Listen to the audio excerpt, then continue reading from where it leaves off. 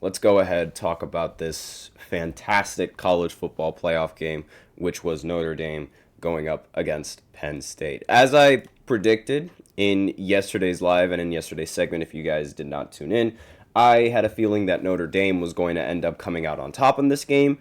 Largely because a large reason for that is because I do have a former teammate that is on that squad, RJ Oben. He's a defensive lineman and fantastic player.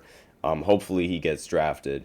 But I also said before that I was not really that big of a fan on the quarterback for Penn State. And ironically enough, at the end of the game, he basically sold the game for Penn State at the end of the day. Now, this game did not start out like, how should I say this? Exciting? Because both of those teams were scoreless after both of those teams were scoreless after the first quarter, and Notre Dame had already thrown an interception. So it was looking a little bit ugly for after the first quarter. But then in the second quarter, things started to ramp up just a little bit. Penn State, they answered first with a field goal, and then they answered with a touchdown after Notre Dame had to punt. But then Notre Dame, just before the quarter ended up taking a field goal to make the score 10-3 going into the half. And then that was when the fireworks started. Notre Dame started with a touchdown in the third quarter, but then all of the teams had to punt. Penn State punted, Notre Dame punted, then Penn State punted again. And then Notre Dame ended up going up 17-10 with a touchdown. And then Penn State answered it right back with a touchdown of their own. Notre Dame threw an interception, which was honestly a pretty bad interception. Then Penn State answered and took the lead with a touchdown to make the score 24-17. And then Notre Dame had a little bit of luck or the power of God on their side, whatever you want to call it, whichever side you believe on. And the cornerback for Penn State, I don't know exactly I couldn't see exactly who it was, but the cornerback fell. And after the quarterback fell, the wide receiver was wide open for a pass, and then the wide receiver made the safety fall and scored the touchdown to make the score 24-24. And this was with, I believe, like maybe 3 minutes left on the clock. So this gave Penn State enough time to do something with the ball, but Penn State ended up going 3 and out, giving Notre Dame a chance to win the game in the end. However, Notre Dame also had to punt. And this gave Penn State a chance to win the game in the end. And at the very end of the game, the quarterback, well, almost at the very end of the game, the quarterback threw an interception, which ultimately lost the game for Penn State. In the end, Notre Dame ended up walking down the field. And despite being one of the worst teams in like the clutch and in these kinds of scenarios, I saw that kicker was 0 for 4 to take the lead on a game-winning field goal, and he ended up winning the game for Notre Dame in the end. And the final score was 27-24. So all in all, fantastic game. It's about time we actually got a really good competitive game that came down to the wire, and wasn't like the Arizona State game where it started out being a blowout, then they decided to come back and things like that. It was relatively back and forth.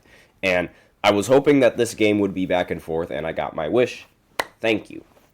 Now, the game as a whole, the receivers for Penn State, it might seem like Penn State played a much more complete game than Notre Dame, because Notre Dame was held scoreless in the entirety of the first half. But it isn't how you start, it's how you finish. And they finished very, very well.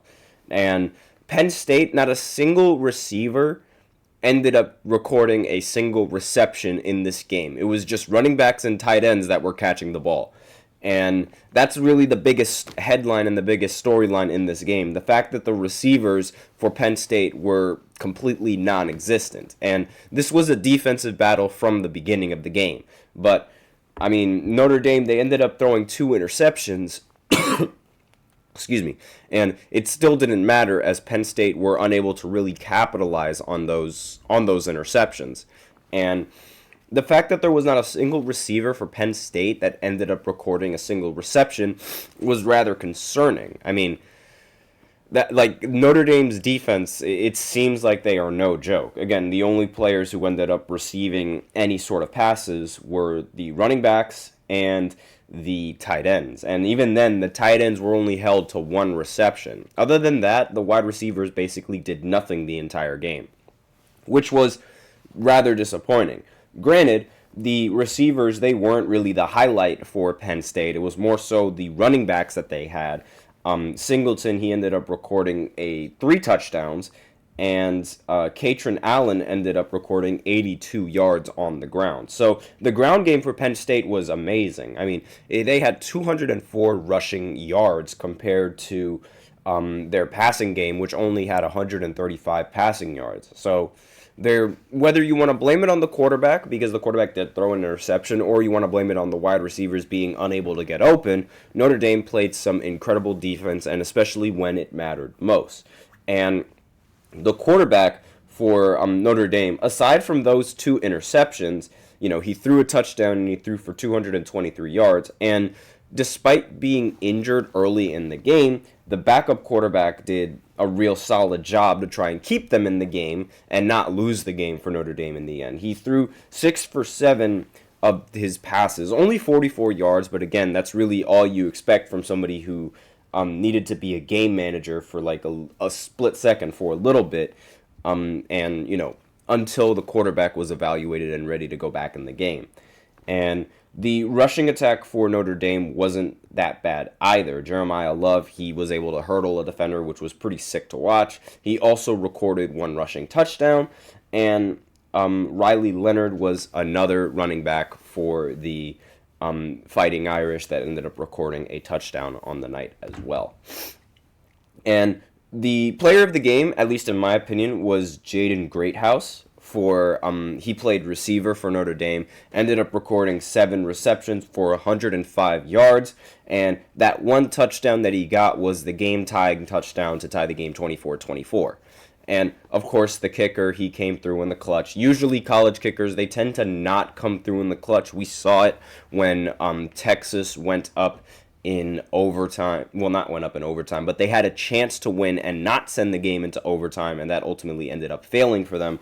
But this was a great game. Great game all around. I was hoping that the Fighting Irish would end up winning in this game, and they did. So props to them. They're going to match up the team that wins later tonight, which is going to be between Ohio State and Texas. Now, similar to this Notre Dame game, I'm going to go ahead and pick Ohio State to win in this one because another former teammate of mine, Cody Simon, the middle linebacker for Ohio State, is playing, and I want him to succeed. Of course I do. I actually want both of them to succeed, but it's going to be very tough watching them both go head-to-head against each other. Ironically, they both play defense, so technically they will not be going up against each other. They're going to be going up against their team's respective offense, but I'd still hope for a good game going up against going up against Texas. I can't say the Texans because there's already an NFL team called the Texans. So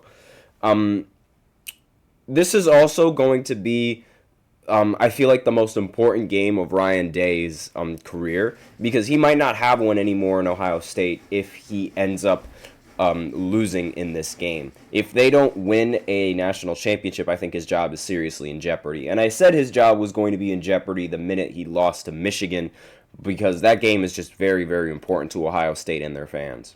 But that's all that I have for this first segment. Again, let me know in the comments what you guys thought of the game.